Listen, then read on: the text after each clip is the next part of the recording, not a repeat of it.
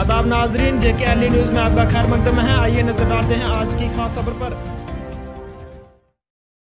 हाँ, क्या नाम आपका? सर, मेरा नाम सद्दाम हुसैन काजी, कहाँ? जान मोहम्मद काजी आरो विलेज अमृतसर। हाँ, क्या परेशानी है आपको? सर, मैं हल्का इंदरवाल कॉन्स्टिट्यूंसी की 5 पंचायतें जो पड़ती हैं उनका बीजेपी की ओर से मैं ब्लॉक प्रेसिडेंट हूँ। मैं आज यहाँ CDPO का दौरा था, वो यहाँ कमेटी तश्कील देती थी ICDS प्रोजेक्ट के बारे में। मैं भी अंदर गया वहाँ उस मीटिंग में, तो वहाँ बीजेपी के जितने भी मेंबर, थोड़े थोड़े मेंबर निकले हैं हमारे यहाँ, जो कुल अक्सरियत में नहीं थे, वो हमेशा अपोजिट में हैं। तो उन्होंने हम सब ने CDPO साहब से गुजारिश की, जो कमेटी बना रहे हो इसमें आप बीजेपी के भी मेंबरों को रखा जाए।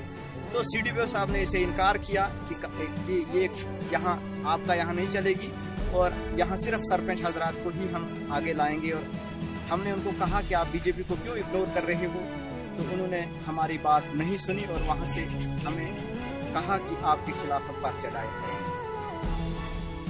तो अब करना क्या चाहते हो, कहना क्या चाहते हो आप? सर, हम आपके माध्यम से ये आवाज़ वहाँ पहुँचाना चाहते हैं जहाँ हमें इस बात का एहसास हमें मिलना चाहिए कि हमें इंसाफ मिलना चाहिए, क्योंकि हम बीजेपी के मेंबर हैं, उनको इग्नोर नहीं किया जाए और जो भी फंड्स, जो भी कुछ मामला होना चाहिए उसमें बराबर वो शरीक होने चाहिए। और हम आपके माध्यम से DC साहब से गुजारिश करते हैं, गवर्नर साहब से गुजारिश करते हैं कि हमारी ये फरियाद सुने, क्योंकि यहाँ हमारे बीजेपी को वर्करों को या मेंबर को क्यों इग्नोर किया जा रहा है। हमारे यहाँ हल्का पंचायत चन्यास की मैं बात करूं, 2 रेन्यू विलेज पे मुश्तमिल हमारी पंचायत है, जो जहां 9 सेंटर काम कर रहे हैं, जिसमें हमारे विलेज के 3 सेंटर हैं।